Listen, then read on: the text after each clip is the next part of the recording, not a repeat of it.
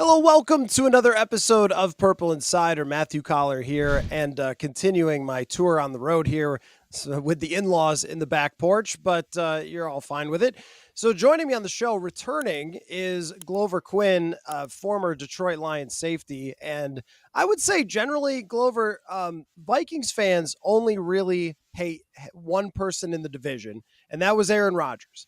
And anybody else, they would just have respect for if you were a thorn in their side. That was you. Like when the Vikings would play the Lions, it's like that Glover Quin dude's going to pick off a pass or something every time. So I feel like you had a lot of respect from Vikings fans. So welcome back to the show, man.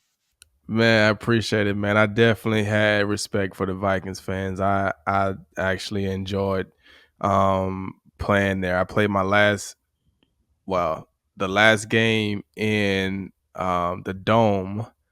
What the dome was called? Yeah, Metrodome. Yeah. The Metrodome. Yep. The last game that was played there was against Detroit in 2013, and I was on that team. And then 2014 and 15, I think we played at the University of Minnesota. Yep. And then 2016, I think we opened up in the new stadium. And it was always fun playing there, man. I actually, the city was actually cooler than I thought it was. So being able to come up, I actually kind of got like started to look forward to come to Minnesota, and so especially when we wasn't playing at the University of Minnesota because it gets kind of cold out there. I think we had one cold game, but it was cool, man. I loved playing in a new stadium, man. I used to love going out there playing, man. You guys doing the Vol chant, the Skol Vikings chant. I used to love it, man. It was such a cool thing, man. And like you said, I felt like um, it was a true like NFL player to fan situation, meaning the Vikings fans were never ugly to me. Um, it was all this is football. I know you guys are here to cheer for the Vikings. I'm playing for the Lions, so I would expect you guys to boo me, but it was never anything ugly, never anything out of character. Um, I had fun playing there, made some plays there, gave up some plays there, but it was fun. So I got a lot of respect for the Vikings and the fans and the city. Isn't that interesting how different atmospheres can be based on the region? I mean, I've been to Philadelphia quite a few times, and it's different. They'll boo their own team, which you don't see all that often. Like if they fail on two straight possessions, half the crowd will start going after their own team. And then if you're, of course, dressed in purple in Philadelphia, you might get something thrown at you and so No forth. question. But in the Midwest, it's just a little bit different. Like when you go to a Vikings Packers game, they will tailgate together but then go inside. And the decorum is, I think, pretty good overall because it is one of the louder buildings in the NFL. So it's not like the fans are not into it. I think it's just like the way of approaching football. And like I mentioned about, fans having respect for your game. I think that just tends to happen a lot with this fan base. Like they're very knowledgeable about their team, who plays in the division, and a safety from the Detroit Lions is going to get that type of respect. So I've really appreciated covering this fan base and kind of how they approach the game. Yeah, they're good. They're good. I definitely can say that they're good. Like I said, it was always fun, always a good time. We had some good games. A game in 2016, I think we played up there when did it go OT or did we win in the last? Overtime, think yes, I it was think we went to overtime. Yep, overtime yep. when Golden Tate scored the walk off touchdown, right? That's Yeah, one of the that's one of the craziest and games I've then ever covered. Yeah, that was 2000 Matthew Stafford hit a pass for like Andre 40 yards Roberts, with seconds left. Andre Yeah, yeah. Roberts across the middle. Yep, yep. And Yeah, then and Matt then we Prater kick in the a alien. long field goal. Yep. Yeah, kick a long field goal, and then we get to overtime, and Golden Tate gets the walk off touchdown, right? And then we come back in 2017. We had the game. I think I ended that game on a punch out of Adam Thielen at the end. Y'all had a 2-minute drive, I think, to try to go down and win the game, and they throw a pass to Adam Thielen across the middle. He catches it, turns away from me. I chase him down from the back, punch the ball out. We recover the fumble. We win the game. I think 2018, you guys beat us because that was Matt Patricia year. So I don't think we won that year. But had some really good. like epic divisional type games in Minnesota. So it was fun. I definitely enjoyed it. Yeah, absolutely. And I want to talk about that a little bit because I feel like there's been a lot of great games between the Vikings and Lions. I started covering the team in 2016. And so since then, as you mentioned, the one in 16 was insane. Even the one in 17, I think, was it Thanksgiving Day, where there was a blocked field goal that didn't count. But if it had, it would have changed the whole game. The Vikings, kind of riding the Case Keenum thing and so forth. And so through the years, there's just been a lot of nutty games. And then even recently, since you've been a podcaster, you've seen them too. The KJ Osborne touchdown catch at the end of last year, throwing a pass to Penei Sewell to end a game. So I feel like this has been like percolating as a rivalry, but there haven't been that many games that like this have a lot on the line. Like the Lions are fighting, to get as far as they can in this race to set themselves up for the playoffs. The Vikings are fighting for the playoffs. Like I love the juice that's coming along with this game. And it feels like, kind of a throwback to the meaningful nature of this I mean, I don't want to say you have to go as far back as the 90s, but like to have playoff implications on the line for these two teams battling, I think is something we haven't really seen in a while. Yeah, and I think, you say rivalry, just being honest, just from the outside looking in, I guess, from what we think about when we think of rivalries and we think of, nasty or dirty or things like that. I don't think the Vikings have like that. I think they have rivalries, but they're like you said with the fans, it's like good, respectful rivalries. Like we go at each other, we play hard, we're gonna play a good game, we're gonna win some, we're gonna lose some, but it's really no hatred. We're just football players or we're just football fans, and we understand that we're gonna play this team once or twice a year, and it's generally a good game. You know what I'm saying? But I don't know many Minnesota fans that are saying, oh, I can't stand the Detroit Lions. And I don't know if there's any Detroit fans saying I can't stand the Minnesota Vikings.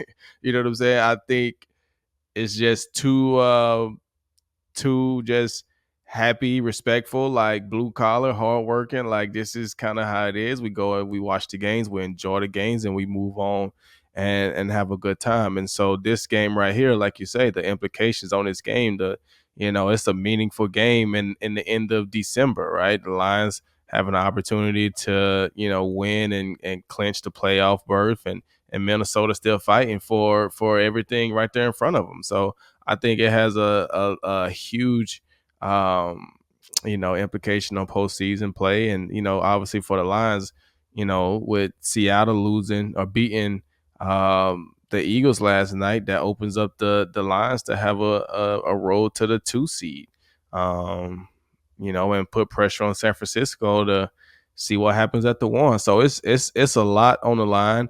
And like you said, I don't know if I can't remember the last time these two teams have played at this point in the season with this much on the line. Right. I mean, even just playing late in the season doesn't seem like something that generally happens.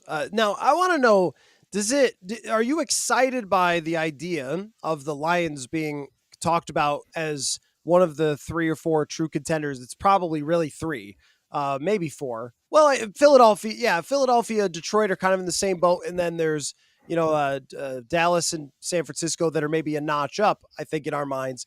But in the way that the Lions get talked about nationally is sort of like, oh, like this is cute. They're finally doing something, which I think if you're in the division, you're like, wait a minute. I watched Matt Stafford come in here and do some pretty crazy things through the year. There were lots of seasons that were competitive with Stafford, and 2017 was one of them.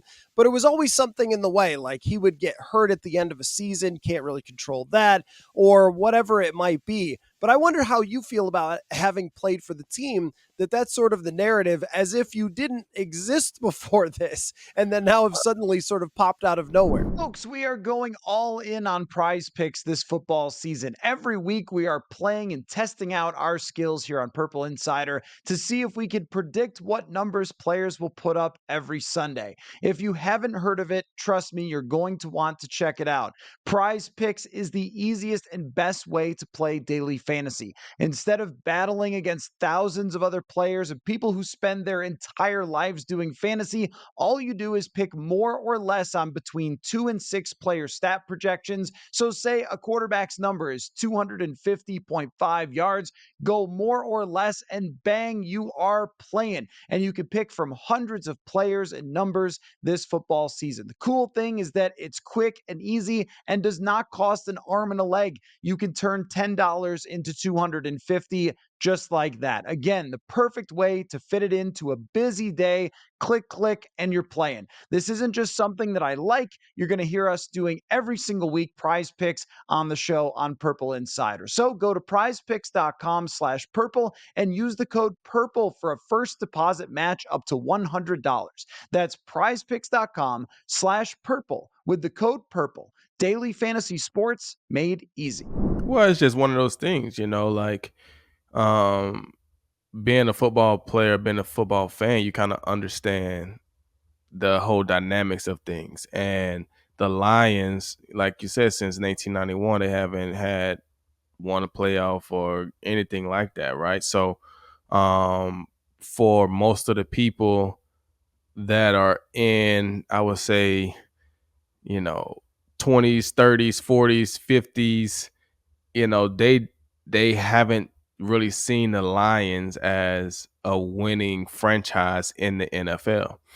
And so you're fighting to change the narrative of that. Whereas you look at a team like Dallas really hasn't won a lot of that stuff either, if you really think about it over the last few years.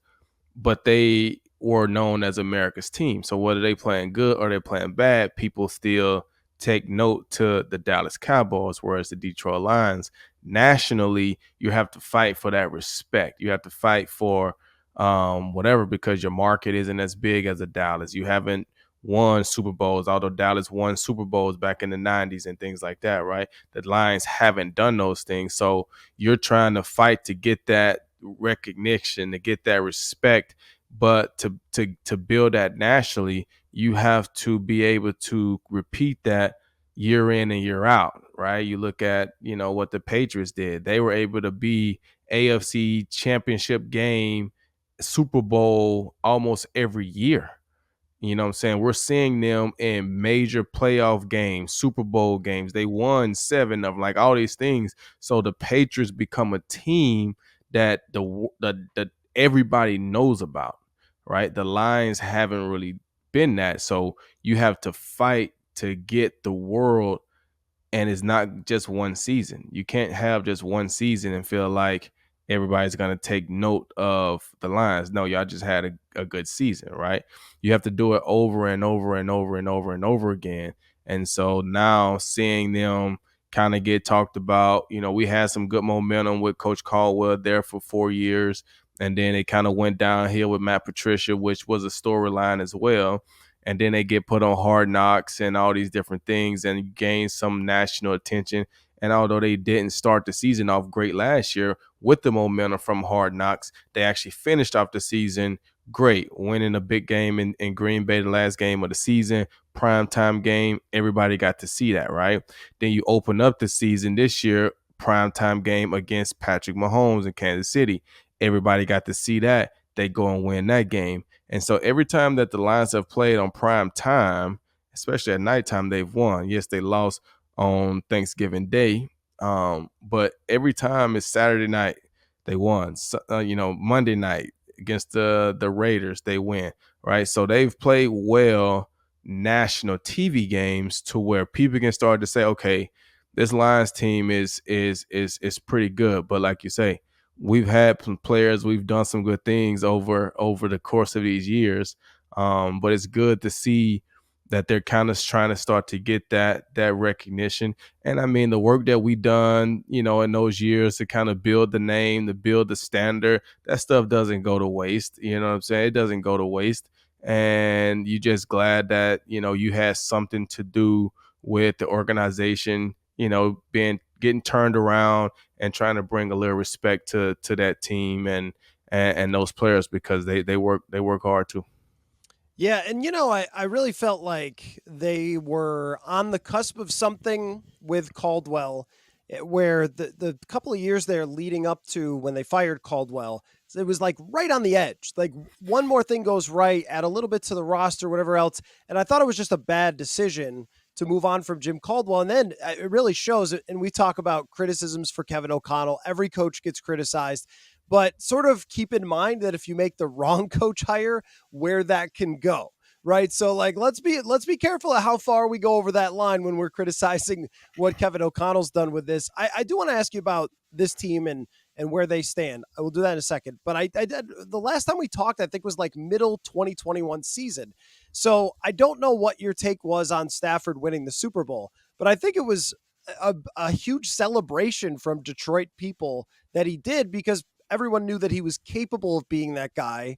And I'll be honest, I was a little skeptical when they did it because it felt like, is this a Kirk type of move where they, think that they're one piece away? It turned out that they were. So as having played with him and seen where that went, I guess, how did you feel about it? Oh, I felt good about it. I was glad to see Stafford, win a Super Bowl. I mean, I felt like Stafford did everything that he could for Detroit. He gave his all from day one, playing injured, playing, through any and everything. And so, when the organization brings in new guys and they kind of want to go in different directions and they have this idea of what they think they want, sometimes, players become, casualties of war, I guess, right? The situation.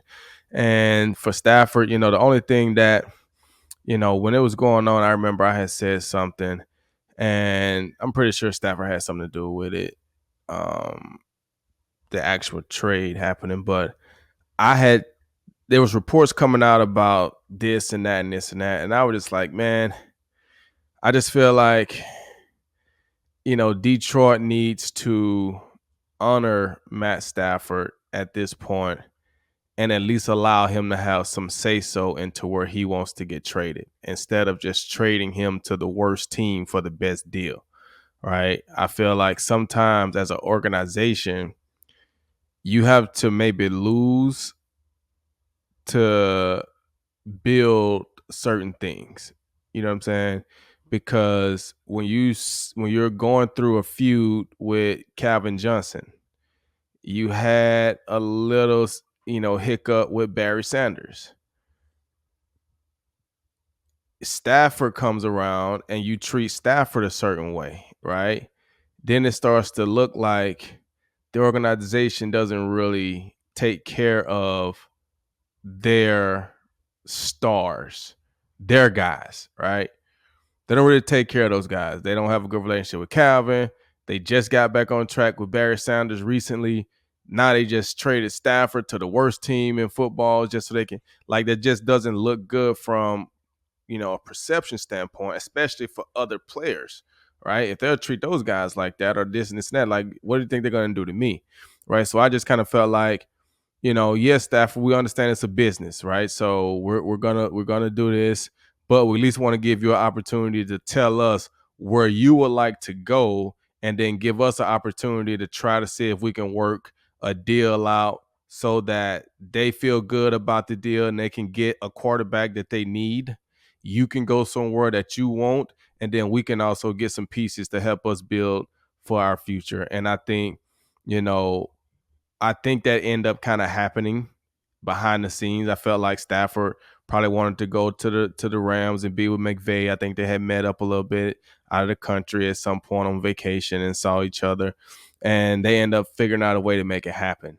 But I just remember during that time, I had tweeted something before he actually got traded to the Rams, and people started jumping on me about it. Man, it's a business. We trying to get what we can get. We trying to this and we trying to that, and it's like, when you're building a house, you got to take it step by step, brick by brick. You can't feel like you're going to take your organization straight to the top. Like, you got to go through these steps, right? And sometimes you got to lose a little bit, but that right there keeps a good relationship with Stafford. So now when Stafford is on the Super Bowl platform, he's not saying bad things about your organization.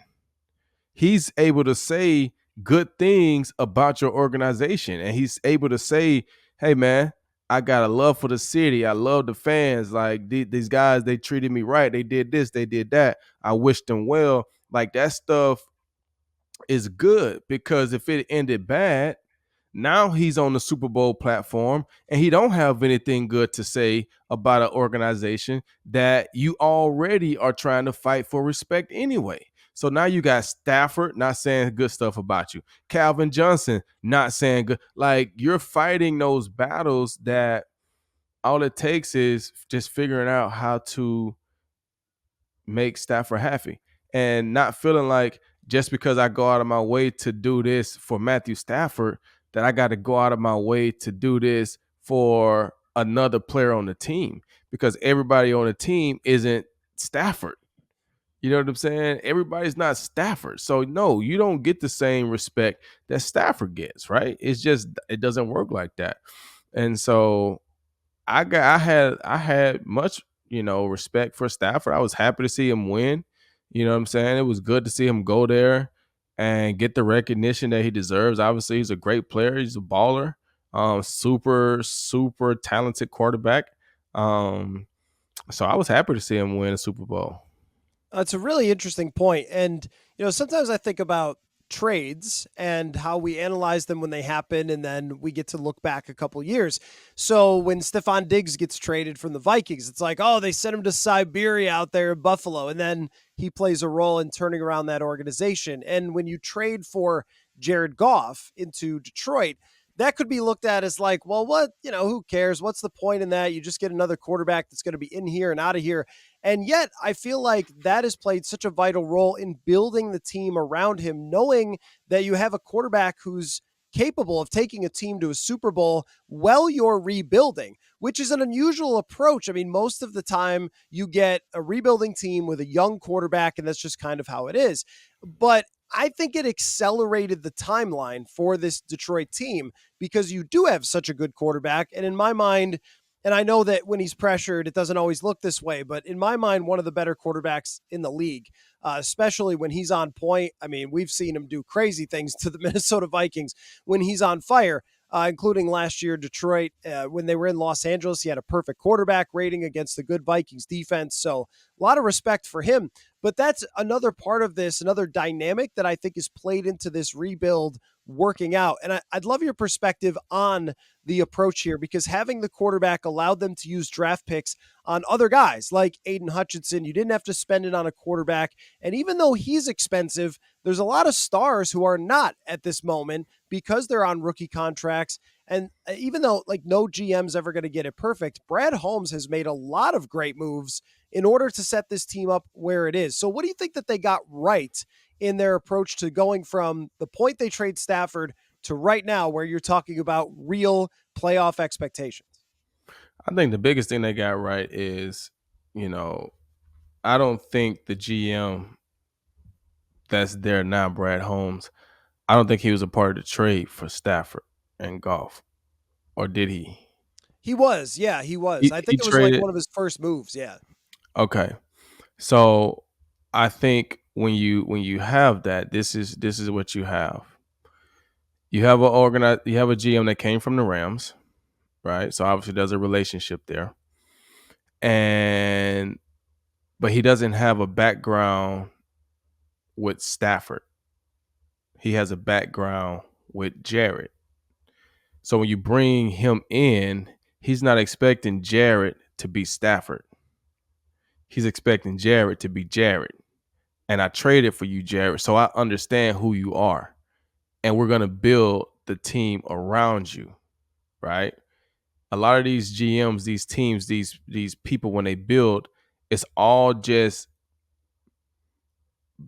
body types, game types. When you really think about it, right? When you look at the Patriots, you look at the Seattle, you look at a lot of these teams, they're just replacing bodies, right? You think about the Patriots. They started with Tim Dwight, right? I think they had Tim Dwight. Then they go to Wes Welker, right? Then they go to a Danny Amendola, a Julian Edelman, right? That it's the same body, right? They know they want this type of person, right? You have a big tight end, right? They look for another tight end. They look for another. Why? Because we need this type of body, right? We have a Randy Moss. Okay, we need a big time receiver on the outside that opens up things for our little guys on the inside. So we have a Randy Moss. We try to get this guy. We try to get that guy. We try. They always try to find that guy, right? You look at Seattle. This is our type of secondary. We want this. We had a Cam Chancellor. We had a Earl Thomas. We had a Richard Sherman. So who do we have now? We have a Jamal Adams. We have a Quandre Diggs, right? We have Tariq Woolen, right? He's a 6'2 guy. Sherman was a big, you see what I'm saying? They just replacing bodies. So when you look at Brad Holmes, he's like, okay, I got Jared Goff. Who did we have in you know LA when he was there? Like, what type of, okay, we need this type of guy for a slot guy. Okay, we go out, we find somebody, boom, Amon-Ra St. Brown. It's kind of like a Robert Woods type, right? Or whoever, you know what I'm saying? You think about those bodies. You get you a tight end, you get you this, you get you that. And you just build your team based around those type of guys that you know will fit well with Jared Goff. Whereas the Rams were like, okay, we already have these explosive weapons. Maybe Jared Goff wasn't the explosive type of quarterback that we need for these weapons that Sean McVay wanted to put out. So let's go and get Stafford for that, right? But Brad Holmes coming and bringing Jared Goff, I don't expect Jared Goff to be Stafford. We got rid of Stafford. We want Jared to be Jared, and we can build our team around him. And I think that's what they've done. And they've put a lot of playmakers around him, like you said. He may end up being expensive, but you got Jahmyr Gibbs on a rookie contract. You got David Montgomery on a second contract, but it wasn't a high dollar contract coming from Chicago as a running back. Amon-Ra St. Brown still on a rookie contract. Now you got Aiden Hutchinson on a rookie contract. You got Brian Branch on a rookie contract. So you got all these pieces, these young pieces, and I know Amon-Ra going to have to get paid here coming up pretty soon, but you know, your tight end, Sam Laporta, he's a rookie, right? So you got your running back, tight end, defensive end, secondary. Like, you got key pieces. Jack Campbell, you just drafted him in the first round, right? You got key pieces that are playing on rookie contracts, and you have a veteran quarterback that can keep the thing together. You know, what's going to happen in the next couple of years? Obviously, your O-line, they're gonna have to get paid. Taylor's gonna be up at some point. Frank Ragnar's gonna be up. Pinay's gonna be up, right? And obviously, you can't keep all those guys. So that's when you have to start replacing guys, finding little pieces. So your window of opportunity is slim. You got 1, maybe 2 years where you got the right group of young guys, the right mix of old guys, and a good enough quarterback that can stay healthy where you can make a run for this thing. Otherwise, the window is passed. Guys want to get paid. They gone. Now you're trying to basically rebuild and do it all over again.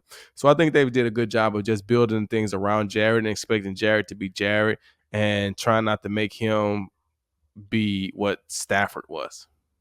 Yeah, no, I mean, I think it's amazing how quickly windows open and close and how fast this happened. I mean, the Stafford trade is only 2021. Here we are 2 years later. If you hit on draft picks and you make some savvy moves and you add a couple of players here or there that work for you, then all of a sudden, like, you're back in contention. And that's the point about how they built around Goff, because if they didn't have a quarterback who was capable of taking a team deep into the playoffs, it might still be a search for who's the quarterback going to be. And maybe that's a thing that ends up being controversial down the road with, do you draft a quarterback? Is he too expensive and all that stuff? The more you win, the more expensive. It's going to be great fodder for your podcast. But as far as this game goes, I want to hear more about Ben Johnson. Everybody wants to hire Ben Johnson. I've seen him getting hired by every team that's fired their head coach. Why does it work so well with what Ben Johnson has done with Jared Goff? I mean, he's done a great job. You know, he's built an offensive system around Jared Goff that maximizes his strengths and tries to hide the things that he maybe struggle with. You know, they do a great job of mixing it up, run, pass, play action, route concepts, route plays, just things that they do. They've done a great job of trying to keep the defense off balance. Um, I mean, and anytime, you know, quarterbacks, offenses, anybody, defenses, secondary guys, anybody benefits from the team just being at the right moment, it's always a collective effort, right? So the coaches get credit for that too, right? Because we've seen good players and a collective group of good players, but they don't perform well on the field. So when you have that collective group and they perform well, the coaches get credit for those guys performing well because somebody is holding the standards higher practice. Somebody is designing the plays that's putting those guys in position. Yes, they're executing, but somebody's having to design this stuff. And so then the players get credit for it, right? And then the coaches get credit for it as well. And so I think he's just done a great job of, being able to get the ball or call plays to get the ball to so many different people, from Sam Laporta to Jahmyr Gibbs, David Montgomery, Amon-Ra St. Brown. You got Jameson Williams. You got like all these different guys that they got to draw plays to at some point to get the ball. But we also got to go and win the game, and we got to stick to our game plan, and we got to run the ball, and we got to do these things. So I just think he's done a great job of managing that whole offense, putting that system together, calling plays at the right time, and getting the most out of his guys for the most part. And so when you fire a team or you fire a coach, most of the time they're looking for the next hottest offensive coordinator because they want to score points. That's what people want to do. They want to score points. So they're going to try to find the next hottest offensive coordinator and make him a head coach. So now he got him as a head coach, and you got to understudy, right? So that if we ever have to fire our head coach, we got this offensive coordinator that we can promote and keep our, hopefully, whatever intact. And then they can find somebody to run a defense, right? So that's what they're looking for. They're looking for these new, young, up and coming offensive coordinators, and Ben Johnson just happens to be that guy. And he's coaching the Detroit Lions team that's been putting up 35, 40 points multitude of times over the last season and a half. I think it can't be underrated how when you look at San Francisco, when you look at Detroit, some of these great defenses that get playmakers open, how they also have found and developed the right playmakers for their system, right? And that's a huge factor. Like Deebo Samuel, Brandon Ayuk, they draft those guys, they bring them in, Amon-Ra St. Brown, and put them in positions to succeed. And a lot of guys that you draft, you take for a reason because they're good at football. And if you can find a way to maximize what they do, you could be very dangerous if you have a distributing point guard quarterback. And one thing that I think Glover, this was in the media a lot with Cam Newton talking about game managers versus game changers and so forth. I think the most underrated talent for a quarterback is going to the line of scrimmage and just identifying where the ball is going to go. What, and even, if there's changes, if it's like, if it's cover 2 look, but then a robber comes down, there's like a different look, post snap look, being able to adapt on the fly. So we always focus on, can they throw it hard? Can they throw it accurate? And do they run real fast? But I just feel like the mental part of this, the reason Brock Purdy's successful, the reason Jared Goff's successful, I feel like that mental part of it has just become so big, because if you can run the plays as they're designed with all the different options and all the looks off the defenses, you could be successful. And that's where I feel like Goff maybe doesn't get enough credit. Oh, no question. I mean, playing the quarterback position is tough, and being able to identify what's going on. And, this is the thing that, for me as a player, it's I don't want to take away from anything, but playing quarterback is what they do. So to us, it's tough. To them, this is what they do every day. This is what they've been doing every day for the last 15 years, right? So just like me, I can line up in the safety position and I can look at the offense. I can look at the quarterbacks, the receivers. I can look at the O linemen, and I can almost get a clue as to what they're going to do just based off the down, the distance, who's in the game, where they lined up, how they lined up. I can almost have an idea of what they're going to do. I can't always change the plays, though, because I'm just the safety in the back, right? But as a quarterback, you do the same thing. You study defenses week in and week out. You sit through all the meetings. So when you walk up to the line, you see certain things. You can almost tell, oh, I know what this is already. But you got the power to change the plays. Hey, I know they're in cover one. I know this safety's coming down. We're not running to that side. We're going to run to this side. Check, check, check, check, right? So it's difficult to do, but that's what they do. That's what they're trained to do. They just make it look easy. We just know that it's hard, right? But some of them are better than others at it. That's just really what it is. And that's just kind of how everything is. And I feel like that's a lot of what Cam Newton was saying. Just because a guy's a game manager, that doesn't mean that he can't play. That doesn't mean that he's not smart. That doesn't mean anything. That just means that that team doesn't win because of him. He helps, but you can put somebody else there and they probably can get the job done of what they're asking him to do, right? When you look at Brock Purdy, I mean, Deebo Samuels was out for 3 games and they couldn't win. They didn't play well. Offense didn't look the same. Neither did Brock Purdy. You bring Deebo Samuel back, they've beaten everybody by 25 points, right? But you're throwing screen passes and he's taking them for 60. But when you can do those things and you add that extra playmaker, now coverages change, right? When Debo's not playing, okay, well, we can stack the box right now and stop Christian McCaffrey, right? Hey, you can man up on Ayuk. We can survive that, right? You bring Debo back. Now we got George Kittle we got to worry about. We got Debo we got to worry about. We got Christian McCaffrey we got to worry about. We got all these different players. So now we can't just double team this one guy. These guys are going to kill us. We got to do this. So it just opens up more things. And as a quarterback, being able to find what's open, understand what's going to be open, all those different things help make you better. That doesn't make you a game changer. You're managing the game. You're managing the situation.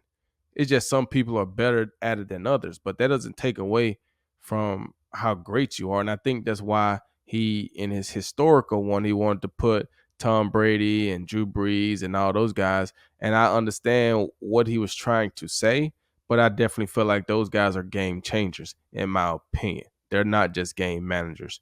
They're game changers. The Patriots haven't been successful since Tom left. Tom left one team, went to another one, and won the Super Bowl. Like, the Saints haven't been the same since Drew Brees left.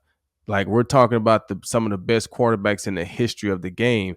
If we're going to call those guys game managers, then everybody in the league is a game manager. There are no game changers if those guys aren't game changers.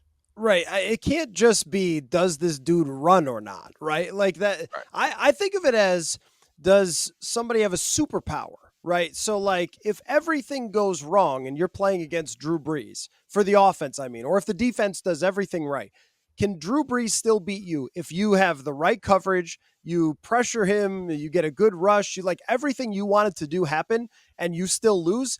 Drew Brees can do that to you with his accuracy and with his processing, and he can make a throw into a window that nobody can make a throw into, right? And the same thing with Tom Brady, where it's like he can diagnose something that you would never expect him to figure out in lightning quick speed. Like, these are superpowers that make you a game changer, not just can you do what Lamar Jackson did the other night, which is like avoid 3 guys and whip it down the field or something. But that's his superpower, is that you can't get a hold of him and he can turn a perfect defensive play into 20 yards. And that's where, yeah, like if you get into a playoff game and you do everything right against Dak Prescott, you'll beat him.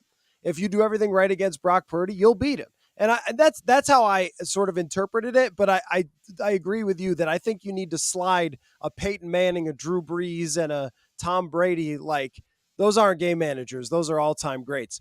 We could keep going down that conversation for a long time because it's a really interesting one. But I just want to ask you one more thing.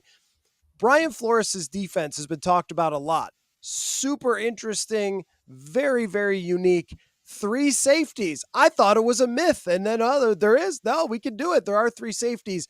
I don't know how much you've had a chance to watch it, but it has been absolutely fascinating to cover and study how he has morphed and shape shifted this defense to week different game plan. Quarterbacks, their heads a lot of times are spinning. And it's taken some really miraculous plays to beat the Vikings defense, even in Denver, and then last week by T. Higgins. But just from your trained eye as a safety, with this defense, seems like it would be really, really fun for somebody who's a safety to play it. Right. I mean, and like you said, I haven't saw as much as probably I should. Um, But when you think about it, when you got three safeties out there on the field, especially with a guy like Harrison who's been around for a long time, right? And I know he's getting older, but he still can play the game of football. He still can make plays. You can use those guys to do so many different things. It gives you flexibility. It gives you all types of different things that you can do to mix it up for the quarterback, to make it difficult for him. It takes some pressure off of certain guys because you got other guys out there that are athletes that can make plays happen. But then when you still have guys like Danielle Hunter on the D line that can get that pressure on the quarterback, like you want to have your playmakers on the field. That's what you want. So I definitely feel like these coordinators are smart enough. They understand the game enough to say, hey, is it beneficial for us to have three safeties on the field? And if they feel like that's their best combination based off of who we have at linebacker, who we will have to put in at the nickel, all these different things. If I feel like, hey, I got a safety, you look at the Lions in Detroit, they could do the same thing, right? When you think about it, they don't maybe play it the same way, but Brian Branch is a safety, right? Ify Melifonwu is a safety. Kirby Jones. Those three guys are on the field most of the plays. Just Brian is in the nickel. So you found a guy that's physical enough to tackle in the run game, but can cover good enough to cover these little slot wide receivers. So now we can put him on the field. So we don't have to have a little small corner playing the nickel, and he can't get off a block to help us in the run game on first and second down. Right? We got safeties out here. And now in doing that, if we're playing some types of zones or whatever, like we can mix a lot of stuff up. And they not know. Yeah, they might count Brian Branch as the nickel, but that don't mean he has to be playing nickel this play.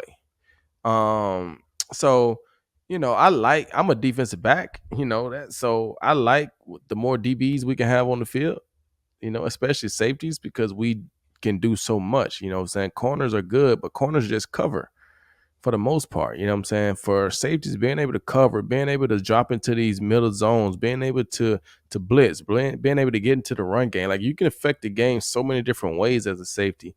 And I like that. So if you can find ways to get three of them on the field that you feel like are playing at a high enough level that they deserve to be out there, I think that's a great thing.